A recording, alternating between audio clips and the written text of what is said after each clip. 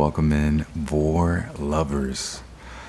If you guys have any custom requests, you guys can always email me. But today, we are going to be reading a Vore story.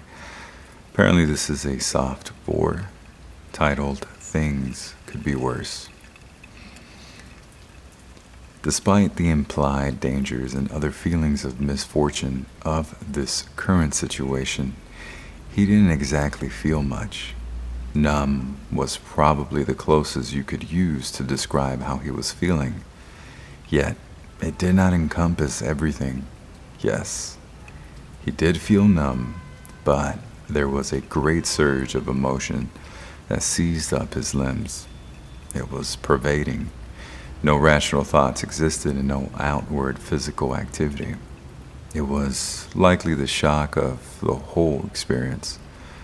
It was so surprising, so sudden, and entirely difficult to figure out why or what exactly happened first. But looking back at the whole situation, it could also not be the worst. The world is full of unkind people and such cruelties that are already difficult to fathom.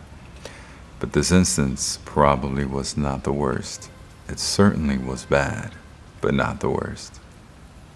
And at the moment of sudden introspection, he inhaled a large lung full of stagnant, stale air and exhaled deeply before realizing the concept of death.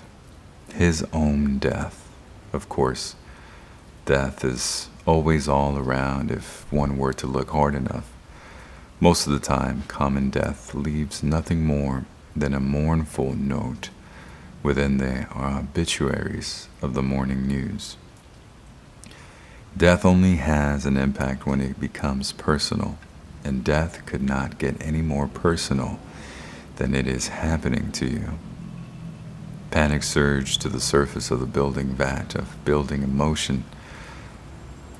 Panic surged to the surface of the bubbling vat of building emotion, and from panic, it led the rest of the pent-up energy into irrational thoughts, ideas, and actions.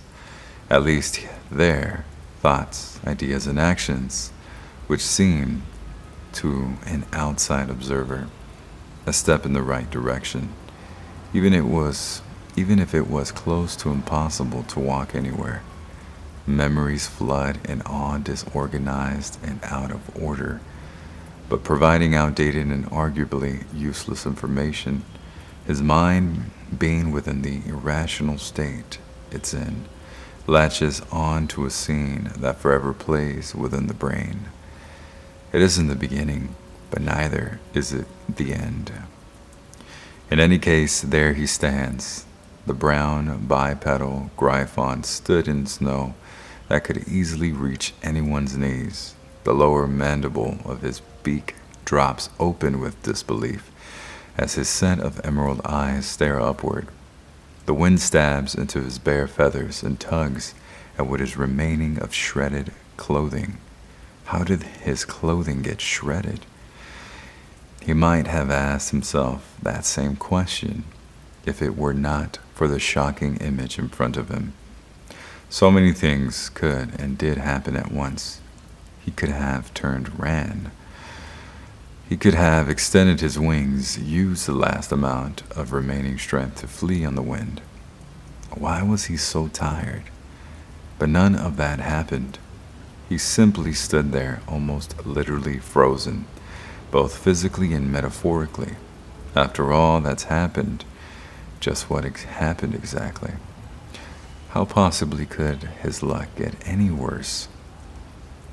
Because this Gryphon stood without moving in front of a great snarling beast of a dragon, maybe the dragon wasn't exactly snarling, and maybe it wasn't exactly great either.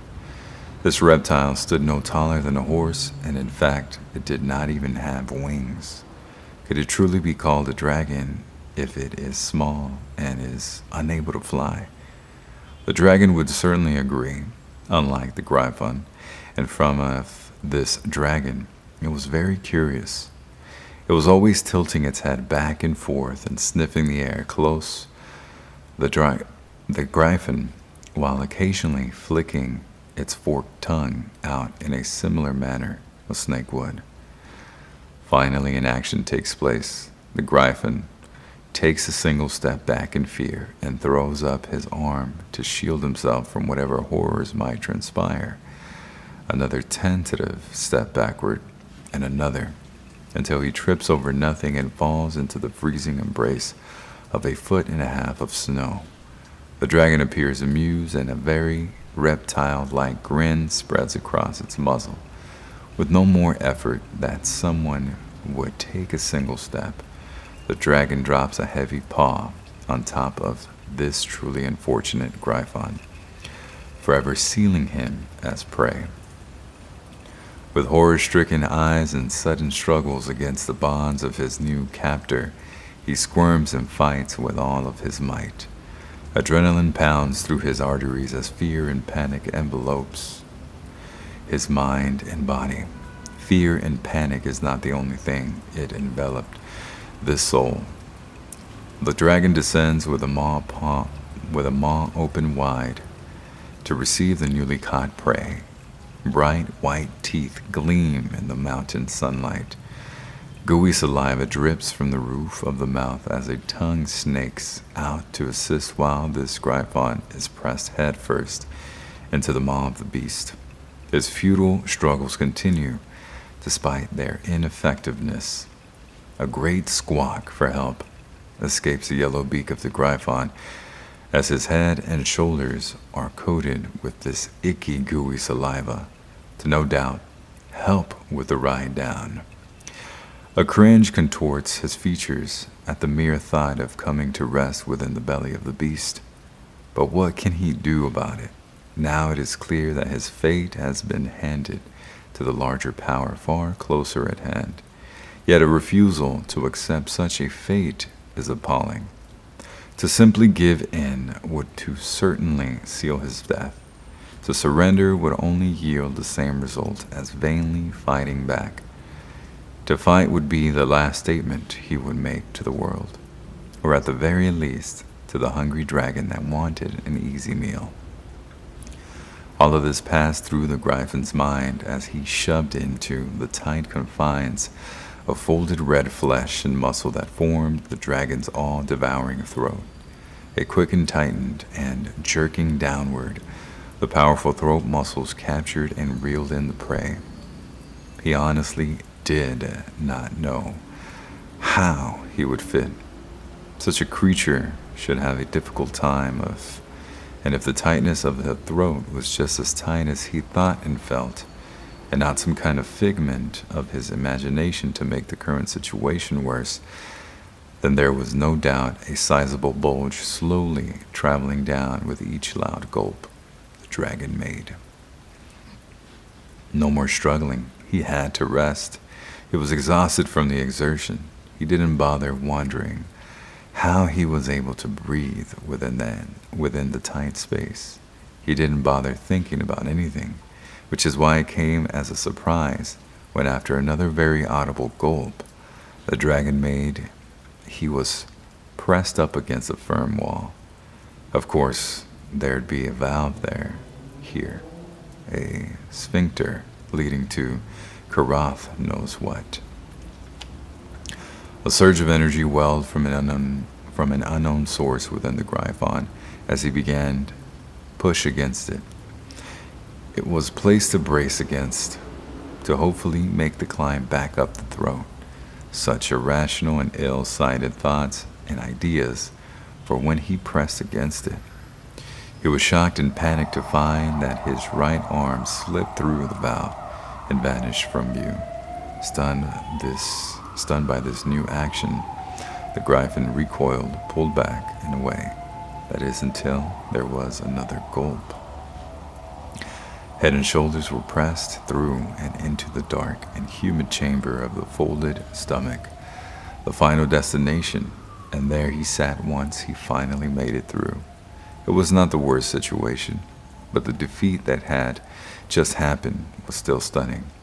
The surrounding walls that snugly held this Gryphon prey in position never ceased moving while churning liquid surrounding him. This is it. This is the end. The stomach began its work completely oblivious to the strife that had taken place. Work began with noisy, rumbling gurgles and walls that churned, or so thought this Gryphon that had encountered the end of his rope. Yet he hadn't bothered himself to look down to see how far the drop was. Gryphon. Yes, Gryphon, came a hesitant but unmistakably female voice that seemed to surround the entire stomach. It seemed that the drop was not far at all. The Gryphon jerked his head forward, attempting to sit upright before the stomach bat him back down. Well, what? You speak. Please let me out. Please. I don't want to die in here. The dragon with sky blue scales stroked her white belly that bulged outward with her satisfying meal.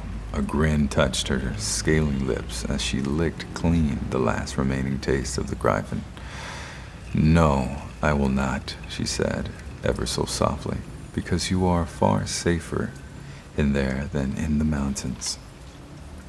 What? I am being digested here. I am dying. The Gryphon called back in a muffled reply. The dragon grinned and felt blissfully comfortable for a moment. Her scales were warm and her belly was full. She looked fondly at her distended gut, which rocked ever so gradually to the struggles by the Gryphon within it. It was clear he did not yet know. She thought it would obviously that no acids were present, but it seems the dominant race of the entire planet could be slow sometimes. Oh, calm down. Just stop and take a moment to observe your surroundings. You might just learn something, the dragon instructed before giving a wide yawn. The Gryphon shoved himself against the wall and settled down only for a moment after hearing his captor's words. Why would you do this? Why go through the trouble of tormenting me further? He asked with tears in his eyes while looking upward at the valve he passed through. The dragon dramatically rolled her eyes and dropped to all four legs. Her prey ruined the moment, and he stopped struggling. She would have appreciated a simple thank you or maybe even some kind of low mumble of gratitude, but her prey was convinced that he would perish within a matter of moments. She bared her teeth, and at the ungrateful being within her belly, and idly explored the idea of actually carrying out digestion. The thought flowed from her mind as lightly as it came. Murdering him would solve nothing, and she did not consider herself among the ranks of killers. Given a snort of mild annoyance, the dragon padded through the snow, despite the protests that emanated from her stomach. She would leave him be for a time. Perhaps he will eventually figure out just how lucky he is to meet someone such as herself to swoop in and save the Gryphon from the freezing weather of the mountains. A simple walk would go a long way to calm everyone's nerves. That was interesting. Wow, people really get creative with this Vore stuff, huh? It's been an interesting ride for me, especially the first time I got a Vore request. I've gotten a lot of different role play custom requests, and Vore is a fun one for me because I am always hungry. I do work out regularly, and moments when I'm really training hard, I have this incredible appetite, and who knows, maybe I could eat something whole, perhaps a cow on one of my hungry wolfman days. Anyway, if you have any requests, feel free to make them to my email 143asmreduardo@gmail.com. Any requests, any role plays you may have for me, send me an email with details, and I'll be able to get that done for you. And in the meantime, let me know where I can find more Vore stories if that's what you're into and you really know where I can have the ability to read more stories like this. This one I found on DeviantArt through a quick search, and it's pretty good. I can see what soft means for this kind of stuff, but I wonder how extreme this theme goes. Anyway, I will catch you on the next video. Take care.